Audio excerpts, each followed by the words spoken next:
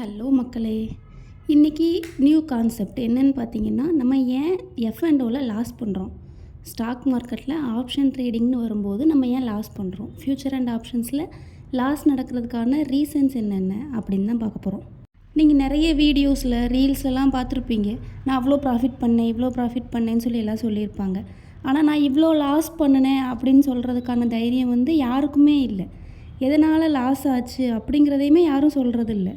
ஆனால் நாம் இந்த வீடியோவில் அதுதான் மெயினாக பார்க்க போகிறோம். சரி வாங்க, என்னென்ன ரீசன்ஸ்னால நம்ம ஸ்டாக் மார்க்கெட்டில் எஃப்&ஓவில் லாஸ் ஆகிறோம் அப்படிங்கிறத செக் பண்ணி பார்க்கலாம். ஃபஸ்ட் பாயிண்ட் என்ன அப்படின்னா, நாட் கேட்சிங் த ட்ரெண்ட். நம்ம ட்ரெண்ட் என்ன அப்படிங்கிறத பார்த்து ட்ரேட் பண்ணுறது கிடையாது. ஃபஸ்ட் ஆஃப் ஆல் பேசிக்காக பார்த்தீங்கன்னா ரெண்டு ட்ரெண்டு தான் இருக்குது. ஒன்று அப் ட்ரெண்டு, இன்னொன்று டவுன் ட்ரெண்டு.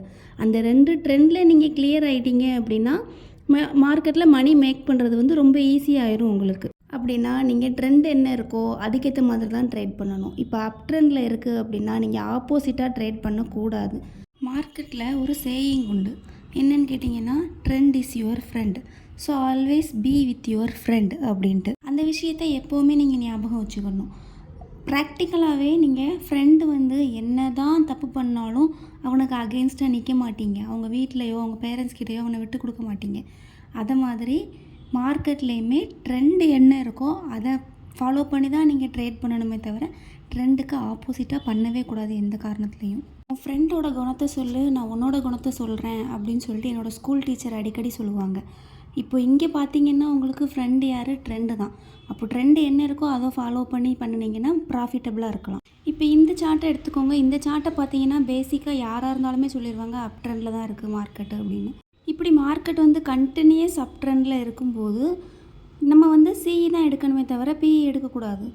இப்போ இந்த இடத்துல ரெட் கேண்டில் இருக்குது. ரெட் கேண்டில் இருக்கிறதுனால நீங்கள் அந்த இடத்துல புட் ஆப்ஷன் எடுத்திருந்தீங்க அப்படின்னா கண்டிப்பாக நீங்கள் லாஸ் தான் மேக் பண்ணியிருப்பீங்க, ப்ராஃபிட் மேக் பண்ணியிருக்க மாட்டீங்க. அது செல்லுக்கான கேண்டில் கிடையாது. அது என்ன நடந்திருக்குன்னா ப்ராஃபிட் புக்கிங் நடந்திருக்கு. ஒன்ஸ் ப்ராஃபிட் புக்கிங் முடிஞ்சதுக்கப்புறமா ஆட்டோமேட்டிக்காக மார்க்கெட் அப் ட்ரெண்டில் தான் போயிருக்கு. இந்த இடத்துல நடந்திருக்கிறதுமே ப்ராஃபிட் புக்கிங் தான். ப்ராஃபிட் புக்கிங் முடிஞ்சதுக்கப்புறமா அப் ட்ரெண்ட் தான் போயிருக்கு. அப்போது சிஇ தான் எடுக்கணும், ஈஸியாக பை பண்ணிடலாம். இந்த இடத்துல ஸ்கேல்பிங் பண்ணுறதா நினச்சிட்டோ இல்லைனா கொஞ்சம் பாயிண்ட்ஸ் கேதர் பண்ணுறதா நினச்சிட்டோ நீங்கள் புட் ஆப்ஷன் எடுத்திருந்தீங்க அப்படின்னா உடனே பாருங்கள் க்ரீன் கேண்டில் வந்திருக்கு. அப்போ கண்டிப்பாக லாஸ் ஆகிருந்திருக்கும். அந்த மாதிரி இடத்துல நீங்கள் வெயிட் பண்ணி பார்க்கணும். மார்க்கெட் உங்களுக்கு என்ன ஆப்பர்ச்சுனிட்டி கொடுக்கு, என்ன ட்ரெண்ட் கொடுக்கு அப்படிங்கிறத வெயிட் பண்ணி பார்த்துட்டு அதுக்கப்புறமா ட்ரேட் பண்ணணும். அதனால தான் நான் திரும்ப திரும்ப சொல்கிறேன், ட்ரெண்ட் இஸ் யுவர் ஃப்ரெண்ட் அப்படின்னு சொல்லிட்டு. நீங்கள் ட்ரெண்டை கேட்ச் பண்ணி ட்ரெண்டை ஃபாலோ பண்ணி ட்ரேட் பண்ணீங்க அப்படின்னா ப்ராஃபிட் மேக் பண்ணலாம். 50% ஆஃப் த லாஸஸ் நீங்கள் அவாய்ட் பண்ணலாம். எஃப்&ஓவில் 50% லாஸ் அவாய்ட் பண்ணுறதுக்கு ஃபஸ்ட் பாயிண்ட்டு கேட்சிங் த ட்ரெண்டை கேட்ச் பண்ணி ட்ரேட் பண்ணுறது. நெக்ஸ்ட் பாயிண்ட் பார்த்தீங்க அப்படின்னா ஓவர் ட்ரேடிங். நீங்கள் ட்ரெண்டை கேட்ச் பண்ணி ட்ரேட் பண்ணீங்க அப்படின்னா ஓவர் ட்ரேட் பண்ண மாட்டீங்க. எப்படின்னு கேட்குறீங்களா? உங்களுக்கு என்ன எஸ்எல் மெயின்டைன் பண்ணணும் அப்படிங்கிறதும் எவ்வளோ டார்கெட் ஃபிக்ஸ் பண்ணணும் அப்படிங்கிறதும் உங்களுக்கு தெரியும். அப்போது நீங்கள் வெயிட் பண்ணி ட்ரேட் பண்ணுவீங்க. அப்படி வெயிட் பண்ணி ட்ரேட் பண்ணும்போது ஒரு நாளைக்கு ஒரு ட்ரேடு இல்லை 2 ட்ரேடு அவ்வளோதான் பண்ணுவீங்க. ஆனால் ஃபஸ்ட்டு பாயிண்ட்டை நீங்கள் கரெக்டாக ஃபைண்ட் அவுட் பண்ணலை அப்படின்னா நீங்கள் என்ன பண்ணுவீங்கன்னா ஓவர் ட்ரேட் பண்ணுவீங்க. அப்படி ஓவர் ட்ரேட் பண்ணுறதுனால என்ன ஆகும்னு கேட்டிங்கன்னா உங்களோட கேபிட்டல் லாஸ் ஆகும். நிறைய ட்ரேடர்ஸ் இருக்காங்க, என்ன பண்ணுவாங்க அப்படின்னா மார்னிங் 9:30 11:30 5,000 10,000 வரைக்குமே ப்ராஃபிட் மேக் பண்ணுவாங்க. ஆனால் அதே இது அவங்க என்ன பண்ணுவாங்கன்னு பார்த்தீங்கன்னா 1:30 மேலே இருக்கிற மொத்த அமௌண்ட்டையும் லாஸ் பண்ணுவாங்க. 1 lakh 1.5 lakhs வரைக்குமே லாஸ் பண்ணுவாங்க. எதனாலன்னு பார்த்தீங்கன்னா ஓவர் ட்ரேட் பண்ணுறதுனால மட்டும்தான். மேபி இந்த வீடியோ பார்த்துட்டு இருக்கிற நீங்கள் கூட அப்படி பண்ணலாம். ஆனால் அந்த மாதிரி பண்ணாதீங்க. எப்போல்லாம் கேண்டில் மேலே போகுதோ அப்போல்லாம் சிஇ எடுக்கிறது, எப்போல்லாம் கேண்டில் கீழே வருதோ அப்போல்லாம் பிஇ எடுக்கிறது. இந்த மாதிரி பண்ணக்கூடாது. அப்படி பண்ணால் அது கேம்பிளிங் ஆயிரும். அந்த மாதிரி பண்ணக்கூடாது. எப்போவுமே ப்ராப்பரான செட்டப் வச்சுட்டு கன்சிஸ்டண்ட்டான லாட் சைஸில் டெய்லி ஒரு ட்ரேடு இல்லை மேக்ஸிமம் 2 ட்ரேடு அந்த மாதிரி எடுத்தீங்க அப்படின்னா கன்சிஸ்டண்ட்டான ப்ராஃபிட் கிடைக்கும். இதை பற்றின டீட்டெயில்ஸ் வேணும்னு நினச்சிங்கன்னா நம்மளோட 100% ப்ராஃபிட் மேக்கிங் வீடியோ செக் பண்ணி பாருங்கள். அந்த வீடியோவில் கன்சிஸ்டண்ட்டான லாட் சைஸில் எப்படி ஒரு குட் ப்ராஃபிட் மேக் பண்ணுறது அப்படிங்கிற டீட்டெயில்ஸ் கொடுத்துருக்கேன். நெக்ஸ்ட்டு தேர்ட் பாயிண்ட் என்னென்னா ஆவரேஜ். ஆவரேஜுங்கிறது ரொம்ப மெயினான கான்செப்ட். ஆவரேஜ் எந்த மாதிரி பண்ணுவாங்க, ஆவரேஜ்னால் எந்த மாதிரி நடக்கும் அப்படின்னு பார்க்கலாம் வாங்க. இப்போது இந்த இடத்துல பார்த்தீங்கன்னா 150 ருபீஸ் இந்த ரேஞ்சில் பார்த்தீங்கன்னா மார்க்கெட் வந்து மேலே போகும்னு ப்ரெடிக்ட் பண்ணுவாங்க. அப்போது 150ல் பை பண்ணிடுவாங்க, சிஏ எடுப்பாங்க. அன்ஃபார்ச்சுனேட்டாக நமக்கு என்ன ஆகுது அப்படின்னா மார்க்கெட் வந்து கீழே விழுது, மேலே போகாமல் கீழே விழுது. 100 ருபீஸ் கிட்டே வரும்போது பார்த்திங்கன்னா மார்க்கெட் வந்து ரிவர்ஸ் ஆகிற மாதிரி இருக்குது. அப்போது எகெயின் மார்க்கெட் மேலே போகும் அப்படின்னு நினச்சிட்டு 1 லாட் இல்லை 2 லாட்ஸ் வந்து பை பண்ணுவாங்க. அப்படி பை பண்ணும்போது என்ன ஆகுது அப்படின்னு பார்த்தீங்கன்னா ப்ரைஸ் வந்து 125 ருபீஸாக ஆவரேஜ் ஆயிடுது. அப்படின்னா 125 ருபீஸ்க்கு மேலே போனாலே அவங்களுக்கு ப்ராஃபிட் தான், 3 லாட்ஸ் ப்ராஃபிட். ஆனால் இங்கே என்ன நடக்குதுன்னு பார்த்தீங்கன்னா மார்க்கெட் வந்து ஆப்போசிட்டாக கீழே விழுந்துருது, 50 ருபீஸ்க்கு வந்துடுது. இல்லை அது வந்து 0வாக கூட ஆகலாம். நீங்கள் வந்து அந்த டேட்டில் சார்ட் வேணால் செக் பண்ணி பாருங்கள். அன்றைக்கான எக்ஸ்பைரியில் இந்த ப்ரீமியம் வந்து 24,600 ப்ரீமியம் வந்து 0 ஆகிடுச்சு. இதனால் ஆவரேஜ் பண்ணக்கூடாது அப்படிங்கிறத நான் ஒரு எக்ஸாம்பிளோடு எக்ஸ்பிளைன் பண்ணுறேன், உங்களுக்கு நல்லாவே புரியும். நீங்கள் வந்து ஒரு ஷாப் வச்சுருக்கதா அஸ்யூம் பண்ணிக்கோங்க. என்ன ஷாப்னா ஏதோ ஒரு டீ ஷாப்போ இல்லை ஒரு ட்ரெஸ்ஸு அந்த மாதிரி ஏதோ ஒரு ஷாப் வச்சுருக்கீங்க. அதுக்கு இன்வெஸ்ட்மெண்ட் எவ்வளோன்னு பார்த்தீங்கன்னா ஒரு 1 லேக் இன்வெஸ்ட் பண்ணியிருக்கீங்கன்னு வச்சுக்கலாம். ஆனால் அந்த ஷாப்பில் இருந்து உங்களுக்கு 2 மந்த்ஸாக எந்த ஒரு சிங்கிள் ப்ராஃபிட் கூட கிடைக்கல, எந்த ப்ராஃபிட்டுமே கிடைக்கல. அப்படி இருக்கிற பட்சத்தில் நீங்கள் இன்னும் அதுக்கு மேலே இன்னும் ஒரு 2 லேக்ஸ் கொண்டு போய் அதே ஷாப்பில் இன்வெஸ்ட் பண்ணுறது அப்படிங்கிறது வந்து நல்ல விஷயமா இருக்காது. அப்படி இன்வெஸ்ட் பண்ணிங்கன்னா அந்த அமௌண்ட்டுமே லாஸாக தான் ஆகும். அதுக்கு பதில் நீங்கள் என்ன பண்ணலாம், வேறு ஏதோ ஒரு பிரான்ச்சு கஸ்டமர் எங்கே அட்ராக்ட் ஆவாங்களோ அந்த பிளேஸில் நீங்கள் வந்து அந்த ஷாப்பை ஓப்பன் பண்ணலாம்.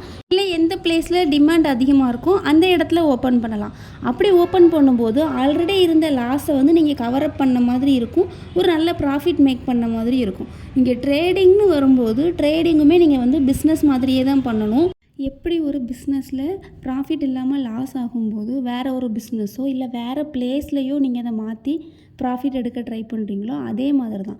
ஒரு நாள் லாஸ் ஆகுது அப்படின்னா அதே நாளில் அதை ரெக்கவர் பண்ணணும் அப்படின்னு நினைக்கக்கூடாது, அதுக்கான எந்த ஸ்டெப்புமே எடுக்கக்கூடாது.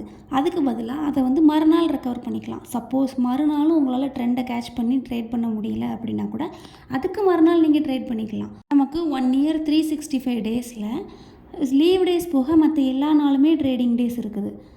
இப்போ ஒரு மந்த்துன்னு எடுத்துக்கிட்டோம் அப்படின்னா 22 ட்ரேடிங் டேஸ் இருக்குது. அந்த 22 ட்ரேடிங் டேஸில் நீங்கள் ட்ரேட் பண்ணினாலும் சரி, நீங்கள் ட்ரேட் பண்ணாமல் இருந்தாலும் சரி, மார்க்கெட் வந்து உங்களுக்கு ஓப்பனில் தான் இருக்கும். அதனால் ஒரே நாளில் நான் லாஸை ரெக்கவர் பண்ணுறேன் அப்படின்னு சொல்லிட்டு கேபிட்டலை வாஷ் அவுட் பண்ணிடக்கூடாது. கேபிட்டல் ரொம்ப முக்கியம். கேபிட்டல் இருந்தால் தான் நம்ம வந்து நெக்ஸ்ட் டே ட்ரேட் கூட பண்ண முடியும். இப்போ உங்களுக்கு ஆவரேஜ் எதனால் பண்ணக்கூடாது அப்படிங்கிறது புரிஞ்சிருக்கும்னு நினைக்கிறேன். அதனால தான் நான் வந்து பிஸ்னஸை ஒரு எக்ஸாம்பிளாக உங்களுக்கு கொடுத்தேன். நெக்ஸ்ட்டு முக்கியமான பாயிண்ட் என்னென்னா getting analysis from someone. இங்கே நிறைய மக்கள் என்ன பண்ணுறாங்க அப்படின்னா யாரோ ஒருத்தங்க அனலைஸ் பண்ணி அவங்க கொடுக்குற காலை வச்சு ட்ரேட் பண்ணுறாங்க. முக்கியமான ஒரு விஷயம் நீங்கள் எதை அவாய்ட் பண்ணணும் அப்படின்னு கேட்டிங்கன்னா சோஷியல் மீடியா அவாய்ட் பண்ணணும்.